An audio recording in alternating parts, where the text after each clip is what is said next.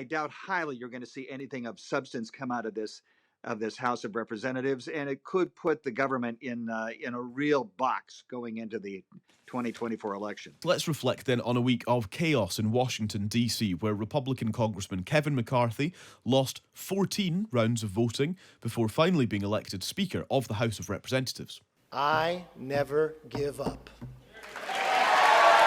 Well, indeed, how damaging has the debacle been for the Republican Party, and what can he actually achieve now he's in place? Conan Nolan is a political reporter at KNBC TV in the US. Well, it was a terrible embarrassment to a party which had told the American people that if they were given the majority in the House of Representatives, the lower branch of the United States Congress, that they would be responsible stewards of the American agenda, bringing down inflation, doing everything they could to bring down federal spending, which they believe is responsible for runaway inflation.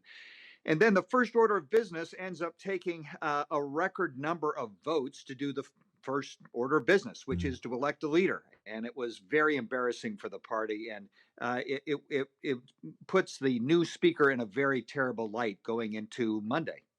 What do you make of the suggestion that McCarthy was being held up by the sort of extreme end of the Republican Party, and by sort of digging deep to give them concessions, he's kind of caved actually, and now he's been folded into that wing of the party himself? Completely. And a very small minority of very conservative, conservative Republicans were able to deny him enough votes to win the majority and therefore get the speakership. But he essentially said no, he would not cave in to their demands, and then eventually did one by one in order to get the gavel. It speaks to Kevin McCarthy's desire for the office more than it does his desire to do anything with the office, because it will make him the weakest speaker in the modern history of the American Congress. And so what does that mean for his agenda and indeed for the Republican agenda? Do we know what kind of speaker this will, I suppose in some ways actually, force him to be? Well, he's going to have to cater a lot to the very people he catered this past week, which were ultra-conservative Republicans. There aren't a lot of them. They're very conservative in the party, but these are ones who are very pro-Donald Trump. They were the ones who believe the 2020 election was stolen from him. And as a result, I don't think we're going to see much getting done over the next 2 years. Even legislation that has to be passed, such as the raising of the debt limit later on this summer, Democrats and moderate Republicans are going to have to find a way. There are mechanisms. They haven't been used in over 100 and 150 years, but there are mechanisms that they will have to employ to try to get that onto the floor for a vote and get it passed so the American government can pay its bills. Those are the kind of things that you're going to see, and it's going to put the Republicans, I think, in a very bad light, particularly going into the 2024 presidential election. Is he speaker in name only?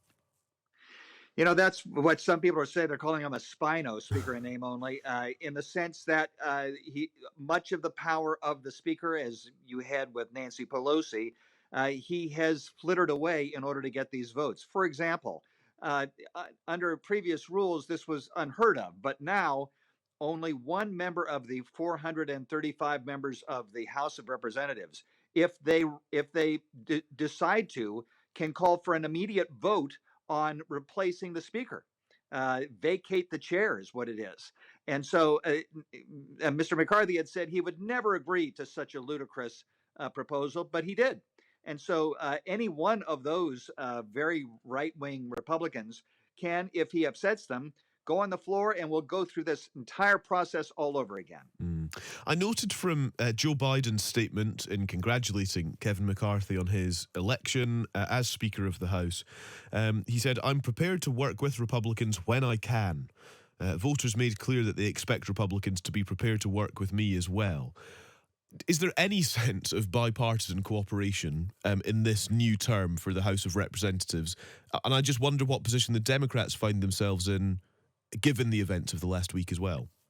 Well, it's interesting. On the very day that Kevin McCarthy was going to war with his own party, the head of the Republicans in the United States Senate was meeting with President Joe Biden in Mitch McConnell's home state of Kentucky, where they talked about building a bridge. So you saw signs of a bipartisan effort between a very conservative Republican Senate leader and a very liberal president, while at the same time the wheels were coming off the wagon in the House of Representatives.